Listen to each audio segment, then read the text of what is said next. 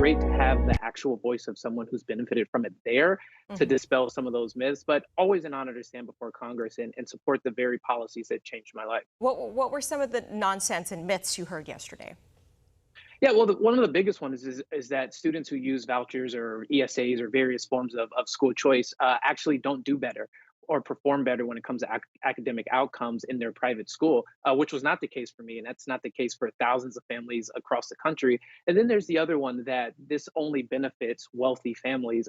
My family was not wealthy by any means, and we didn't have the resources to go to a higher performing school after the principal told my mom to just wait 5 years after being severely bullied. My mom said in 5 years I would end up in jail or in a body bag. And so there are a lot of families across the country who have been begging for better educational access, and now is the time to act. Yeah, I mean, like Randy Weingarten, the head of the teachers union, she said that exactly what you were just saying, that this would benefit the rich families because the rich families, they already have their kids in private school. So the school choice money would essentially follow those kids too, giving them a tax break. This is what she compared it to.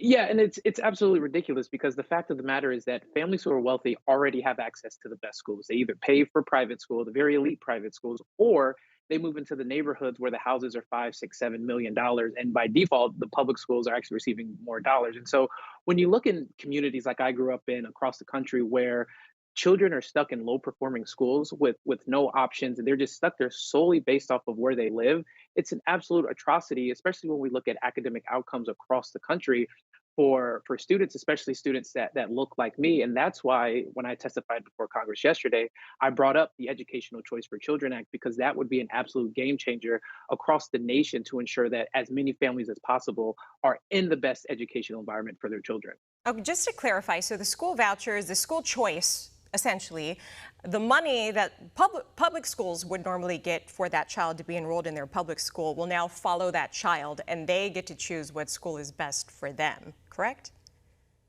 Yeah, that's correct. And in every state that has passed school choice programs, the amount that that family receives is always less, typically about half of what the public school per pupil allocation is. And so it saves taxpayer dollars, and it costs less money to educate children because parents are in the driver's seat of their child's education Mhm. and ensuring that they're in the best environment that works for them. So would that money also follow the rich families who are already in private school? And in some instances and in some cases across the country, yes, but primarily there's roughly about 70% of families across the country who are using programs are middle to low income families. And look, we're talking about families that have been denied access for decades and failed for decades and told to just wait until the system got better.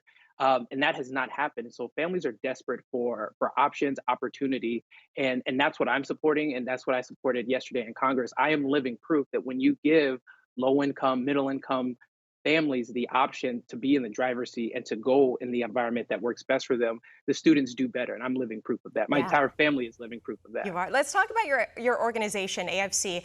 It really works hard to empower families, especially lower income families, by fighting for their freedom to choose the best K through 12 education for their kids.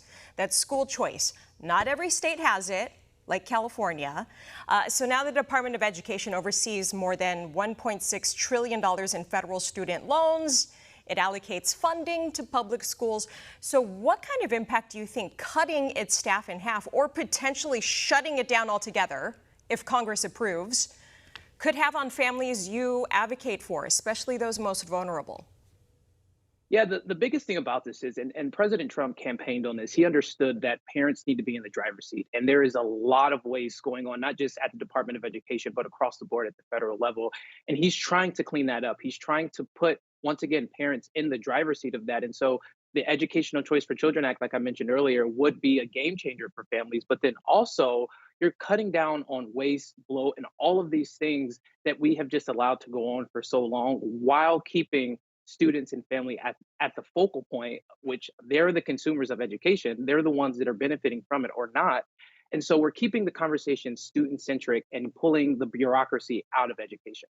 Yeah, the president said, President Trump said that he wants the Department of Education to close. And according to the National Report Card, our kids are failing China is doing much better. Our kids can't compete. And the president says he wants states, parents, and governors to run education. That's not necessarily a good thing. What does that mean for states like California?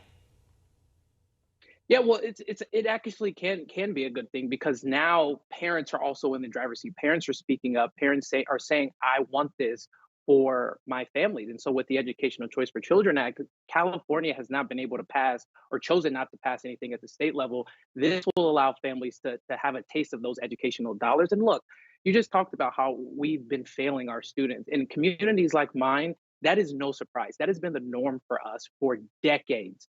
And so now it's time for Congress, it's time for state legislatures and governors to really come together and figure out how do we completely change the way we educate children while having parents and families at the core of that conversation, because a lot needs to be done in order to make that happen. Walter Banks Jr., American Federation for Children, AFC, thank you so much for your work in fighting for our families and our kids' education. Appreciate you. For all our viewers asking where One America News is heading in the future, we would like to introduce you to OAN Live. OAN Live is the best way to stay up to date on all of the hard-hitting, straight-shooting, national and international headlines. And the best part is, OAN Live is only $4.99 per month. All the credible, honest, unbiased reporting One America News offers at a fraction of the cost of cable.